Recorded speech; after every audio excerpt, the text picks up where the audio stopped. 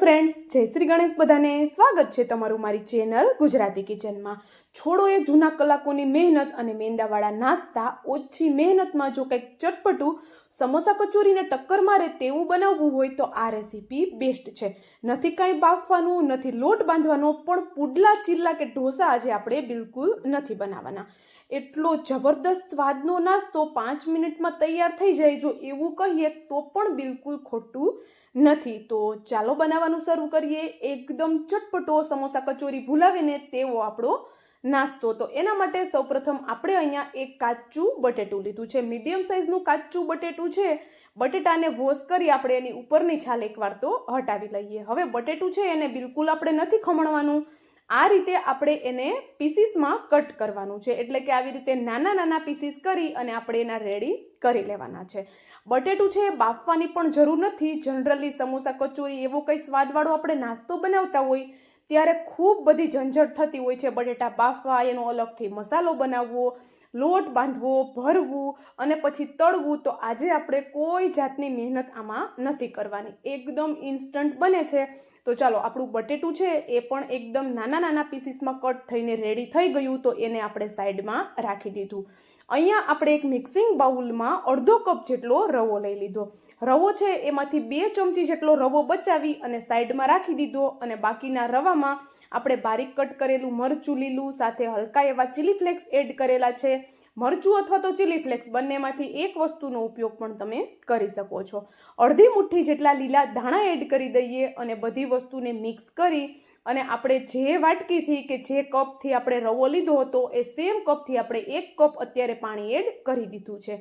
1 cup પાણી add કરી આપણે એને એક વખત સરસ એવું મિક્સ કરી લઈએ, જેથી કરીને એમાં કોઈ ગાંઠો કે ગુઠલી ન પડી જાય. હવે અહીંયા સરસ એવું મિક્સ કરી દીધા પછી આપણે એમાં મસાલા કરીએ. તો મસાલામાં અત્યારે આપણે વધારે મસાલા નથી કરવાના. આપણે માત્ર સ્વાદ પ્રમાણે મીઠું અને અડધી ચમચી જેટલી હળદર એડ કરી દીધી. હવે મીઠું અને હળદર એ બંને વસ્તુને પણ એકદમ સરસ એવી મિક્સ કરી લઈએ. અને હજુ આપણે આમાં પાણીની જરૂર લાગે છે તો સેમ કપથી જ આપણે અડધો કપ ભરીને પાછું પાણી એડ કરી દીધેલું છે. તો અહીંયા એ જ વાટકીથી આપણે માપ લેવાનું છે, એટલે પરફેક્ટ એવું આપણું બેટર બનીને તૈયાર થઈ જશે. તો સરસ એવું આપણે એને મિક્સ કરી લેવાનું છે અને એકદમ પાતળું એવું આપણે આનું બેટર બની ગયું છે.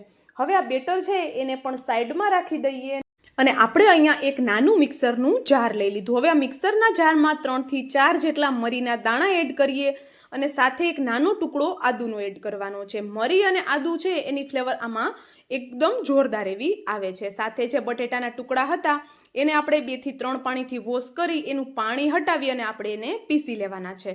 બટેટામાં બહુ બધું પાણી હોય છે તો આપણે એમાં પાણી એડ કરવાની બિલકુલ જરૂર નથી, એમ જ એ પીસાઈ જશે. હવે બટેટાની પેસ્ટને પણ સાઈડમાં રાખી દઈએ. અહીંયા આપણે ગેસની ફ્લેમ ચાલુ કરી એની ઉપર એક કડાઈ રાખી દીધી. કડાઈમાં 1 ચમચી તેલમાં 1 ચમચી જેટલું જીરું અને હલકી એવી હિંગ એડ કરી જીરું સરસ એવું થઈ જાય એટલે આપણે એમાં બટેટાવાળી પેસ્ટ એડ કરી દઈએ. બટેટાની પેસ્ટ એડ કરતી વખતે ગેસની ફ્લેમ આપણે સ્લો રાખવાની છે, નહીંતર આ પેસ્ટ છે એ ખૂબ જલ્દીથી તળીએ ચોંટી જાય છે. હવે આ પેસ્ટને આપણે થોડી વાર માટે ગેસની ફ્લેમ સ્લો રાખી અને મિક્સ આ રીતે કરતા રહેવાનું છે. તો અહીંયા આપણે વધારે વાર નથી કરવાનું, નહીંતર જે બટેટાની પેસ્ટ છે એમાં ગાંઠો થવા લાગશે. હવે હલકું એવું એ ઘટ થાય એટલે આપણે જે રવાનું બેટર બનાવીને રાખ્યું છે તેને સરસ એવું મિક્સ કરી અને એને પણ આપણે બટેટા સાથે એડ કરી દેવાનું છે. આ નાસ્તામાં બિલકુલ બટેટા બાફવાની ઝંઝટ નથી રહેતી. એકદમ ચટાકેદાર અને જોરદાર સમોસા કચોરી ભૂલાવે ને એવો આપણો આ નાસ્તો બનીને તૈયાર થાય છે. હવે અહીંયા ગેસની ફ્લેમ સ્લો કે મીડિયમ રાખી અને આપણે આને સતત મિક્સ કરતા રહેવાનું છે. હલકું એવું ઘટ થાય એટલે આપણે એમાં અડધા કપથી ઓછો ઘઉંનો રોટલી માટેનો લોટ એડ કરવાનો છે. રોટલી માટેનો લોટ છે એ અડધા કપથી ઓછો એટલે કે 1/4 કપ જેટલો તમે લઈ શકો છો. હવે અહીંયા લોટને પણ એકદમ જલ્દી આપણે મિક્સ કરવાનો છે, કારણ કે રવો છે ખૂબ જલ્દીથી ઘટ થઈ જાય છે. અને શરૂઆતમાં આપણે જે રવાનું બેટર બનાવ્યું એનું કારણ એ છે કે શરૂઆતમાં જો રવાને પલાળી દઈશું તો એમાં બિલકુલ ગાંઠો નહીં થાય.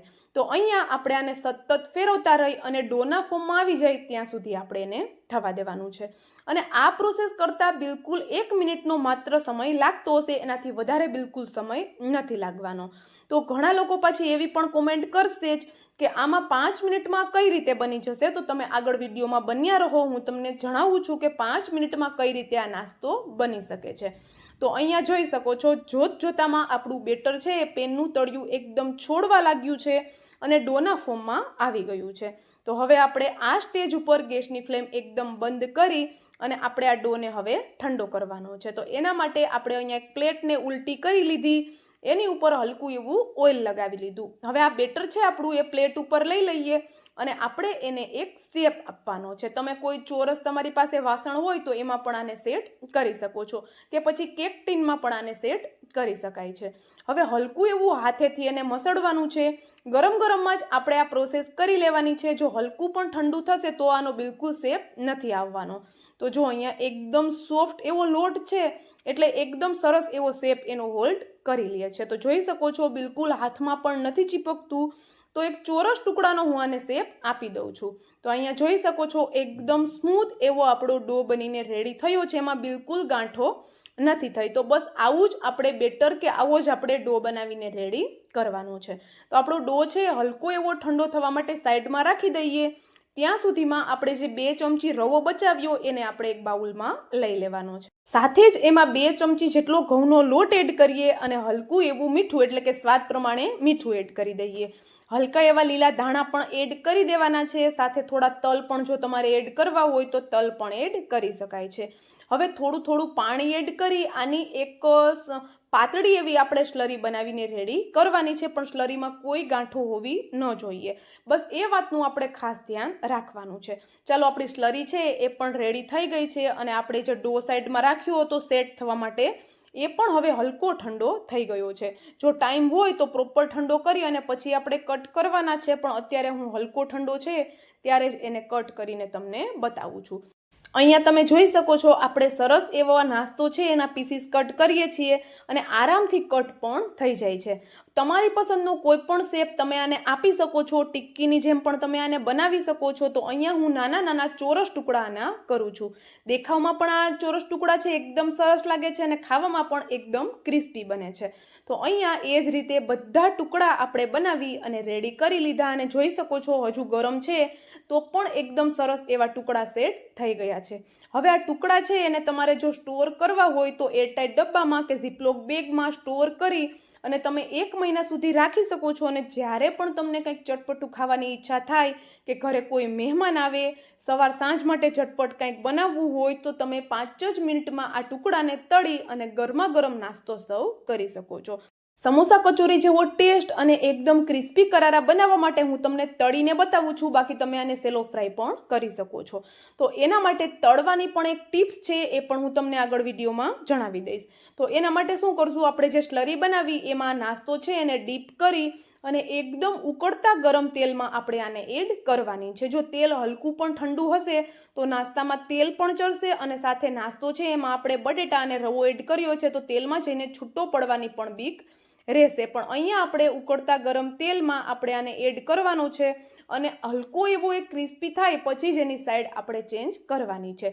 અને પ્રોપર નાસ્તો છે એ ગોલ્ડન ન થઈ જાય ત્યાં સુધી આપણે ગેસની ફ્લેમ હાઈ જ રાખવાની છે, કારણ કે 50% જેવો નાસ્તો તો ડો તો આપણે પહેલેથી જ કૂક કરીને રાખેલો હતો. એટલા માટે આ નાસ્તો હાઈ ગેસની ફ્લેમ પર તળશું તો પણ બિલકુલ અંદરથી કાચો નથી લાગવાનો.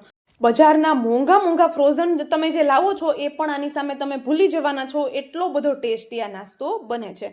ઉપરથી એકદમ ક્રિસ્પી, અંદરથી એકદમ સોફ્ટ અને ખાવામાં ખૂબ જ ટેસ્ટી એવો લાગે છે. ચોક્કસથી ટ્રાય કરજો. અને જો અત્યાર સુધીનો વિડીયો તમે જોયો હોય એમાં થોડું પણ જો કંઈક પસંદ આવ્યું હોય તો વિડીયોને લાઇક, શેર અને ચેનલ પર નવા હોય તો જલ્દીથી ચેનલને સબસ્ક્રાઈબ કરી દેજો આવા જ નવા વિડીયો જોવા માટે. તો ચાલો હવે મળશું આવા જ એક નવા વિડીયો સાથે. ત્યાં સુધી જય શ્રી ગણેશ બધાને.